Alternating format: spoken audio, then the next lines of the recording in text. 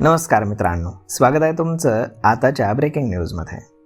मित्रांनो, मुंबईसह संपूर्ण महाराष्ट्रामध्ये वाहतुकीचे नियम हे अधिक कडक होणार आहेत.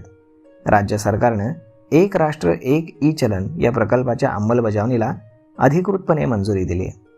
वाहतुकीच्या नियमांची प्रभावी अंमलबजावणी सुनिश्चित करणं हा यामागचा उद्देश आहे.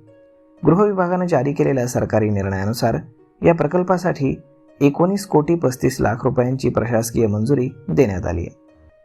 राज्याची परिवहन व्यवस्था अधिक पारदर्शक आणि डिजिटल करण्याच्या दिशेने हे पाऊल महत्त्वाचं मानलं जात आहे.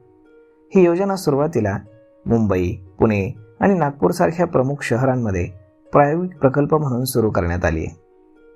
या प्रायोगिक प्रकल्पाच्या यशानंतर आता ती संपूर्ण महाराष्ट्रामध्ये राबवण्याचा निर्णय घेण्यात आला आहे. ई चलन प्रणालीमुळे वाहतुकीचे नियम मोडणाऱ्यांवरती तात्काळ कारवाई करणं शक्य होणार आहे. तसेच यामुळे चलन प्रक्रियेमध्ये पारदर्शकता येईल आणि भ्रष्टाचाराची शक्यता कमी होईल. ही नवीन प्रणाली नियमांचं पालन न करता वाहन चालवणाऱ्यांना आळा घालेल.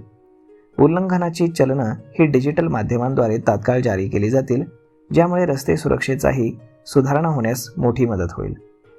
सरकारचा विश्वास आहे की या प्रकल्पामुळे केवळ वाहतूक नियमांची अंमलबजावणीच सुधारणार नाही, तर रस्त्यावरील अपघात देखील कमी होतील. आधुनिक तंत्रज्ञानामुळे वाहतूक व्यवस्थाही अधिक कार्यक्षम होईल. यशवंतराव चव्हाण मुंबई पुणे द्रुतगती मार्गावरील बहुप्रतीक्षित मिसिंग लिंकचं काम आता पूर्ण झालंय आणि हा मार्ग 1 मे 2026 पासून सगळ्यांसाठी खुला झालेला आहे. महाराष्ट्र राज्य रस्ते वाहतूक महामंडळ आणि पोलीस प्रशासनानं या मार्गावरील वाहतूक टप्प्याटप्प्यानं सुरू करण्याचा देखील निर्णय घेतलेला आहे. तर मग मित्रांनो, अशा पद्धतीनं आता वाहतूक नियम तोडणाऱ्यांसाठी ही खरंच वाईट बातमी म्हणावी लागेल, कारण वन नेशन वन ई चलन हे आता महाराष्ट्रामध्ये लागू झालेलं आहे. तर मग मित्रांनो, हा व्हिडिओ, ही माहिती तुम्हाला कशी वाटली हे तुम्ही आम्हाला कमेंट करून नक्कीच सांगा. आणि जर हा व्हिडिओ तुम्हाला आवडला असेल तर आपल्या जवळच्या मित्रमंडळींसोबत देखील हा व्हिडिओ तुम्ही शेअर करायला विसरू नका.